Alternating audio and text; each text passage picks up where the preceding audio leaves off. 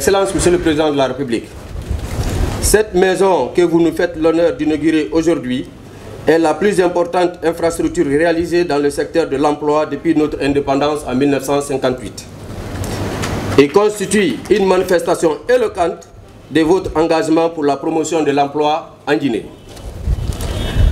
En tant que démembrement de l'Agence guinéenne pour la promotion de l'emploi, la Maison de l'emploi et des compétences est un outil de travail indispensable pour la réalisation de notre mission d'observation du marché de travail, de promotion de l'emploi et d'accompagnement des demandeurs d'emploi dans leur démarche d'insertion socio-professionnelle.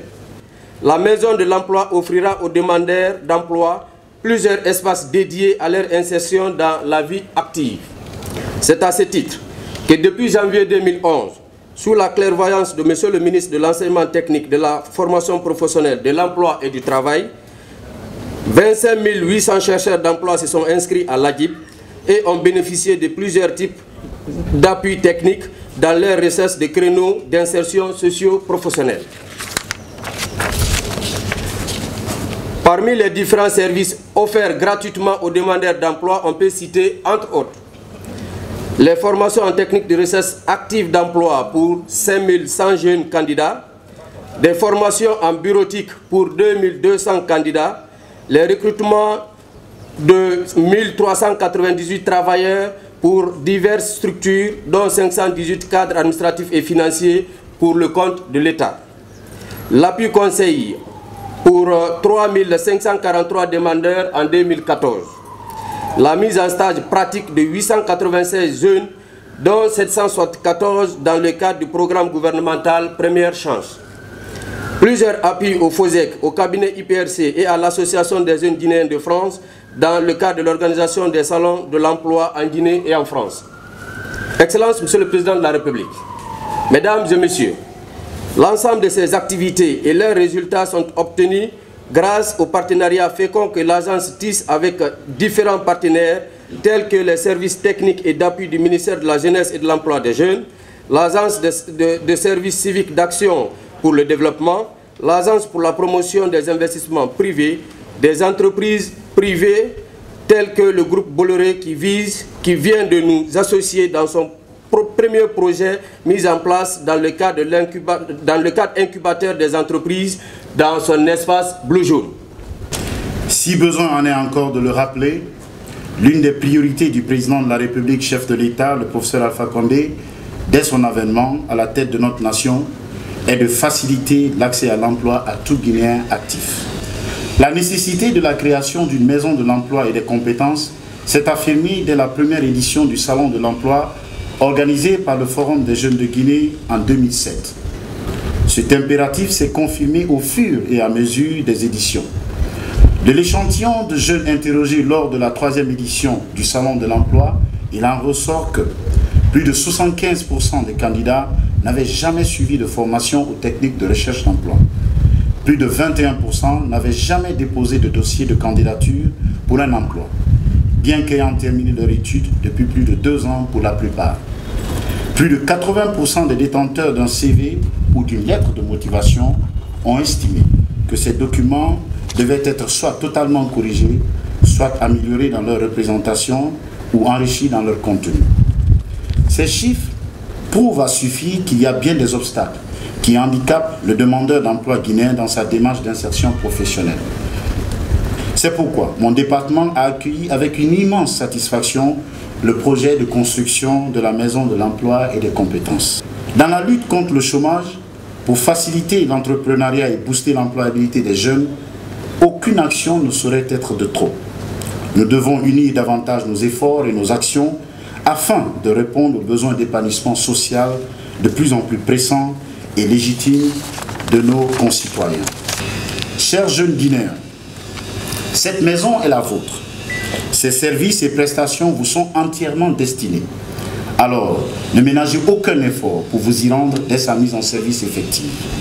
Cette maison étant la vôtre, aussi vous demanderai-je d'être patient, d'être animé par un esprit civique dans vos démarches et de rester force de proposition pour améliorer la qualité des prestations offertes et poursuivre la réflexion sur les solutions adéquates à apporter à cette problématique de l'emploi.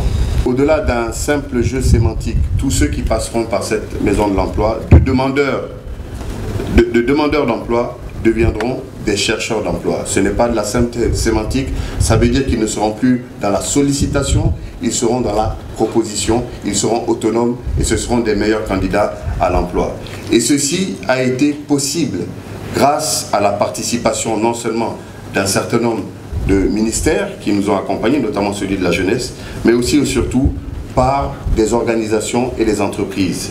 Je m'en voudrais ici de ne pas nommer le Forum des jeunes de Guinée, qui nous a donné 5 ordinateurs, la maison d'édition L'Harmattan Guinée, qui a fourni 120 livres et une base de données numérique qui nous donne accès et qui donne accès aux jeunes à plus de 60 000 références, et également la compagnie Total Guinée, qui a donné 20 ordinateurs complets accompagnés de leur licence d'exploitation et des principaux logiciels bureautiques. Je souhaiterais vraiment qu'on applaudisse ces donateurs-là qui ont rendu ceci possible.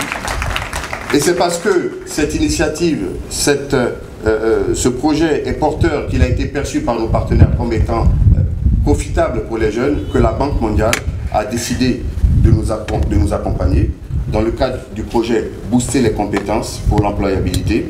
Et elle vient de s'engager à financer l'extension du réseau Internet de la GIB aux 5 communes de Conakry, avec une interconnexion des agences, du mobilier, des équipements informatiques et la réalisation du site de la GIB, ainsi que la facilitation des inscriptions en ligne à travers une application.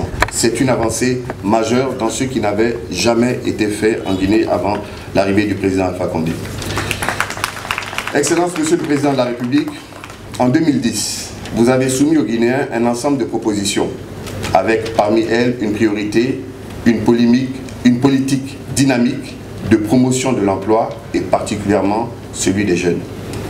Par ailleurs, votre programme d'action gouvernementale élaboré par la cellule de réflexion et de stratégie de l'Alliance Arc-en-Ciel, qui a été actualisé en décembre 2010, prévoyait également la création d'une agence nationale pour la promotion de l'emploi des jeunes, pour notamment appuyer leur insertion professionnelle. La Maison de l'Emploi et des Compétences, qui est associée aux actions et aux techniciens du ministère de la Jeunesse et de l'Emploi des Jeunes, et à tous les autres acteurs de l'insertion professionnelle, répond à ces propositions et à votre programme et vos objectifs. La jeunesse guinéenne retiendra que vous respectez vos engagements et que plus que jamais, vous êtes celui qui fait franchir à notre pays ces étapes innovantes qui n'avaient jamais vu le jour jusqu'à votre prise en main de la Guinée. Messieurs les ministres de l'Emploi et Messieurs les ministres de la Jeunesse, Messieurs les représentants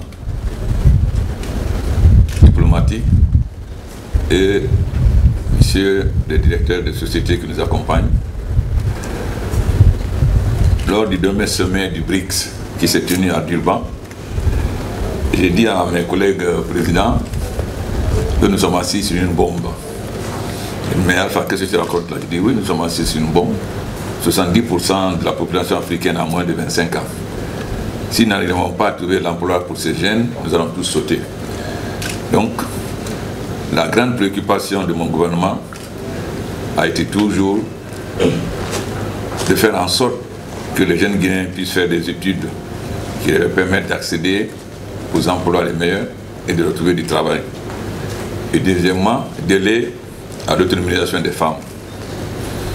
Malheureusement, les conditions économiques du pays, les contraintes du Fonds monétaire et l'Ebola ne nous ont pas permis d'atteindre ces objectifs. Mais nous ne désespérons pas. Ce sont des épreuves. Nous avons réussi là où tout le gouvernement avait échoué, c'est-à-dire obtenir le PPTE. Nous avons réussi à modifier le code minier pour que les mines rapportent davantage à la Guinée.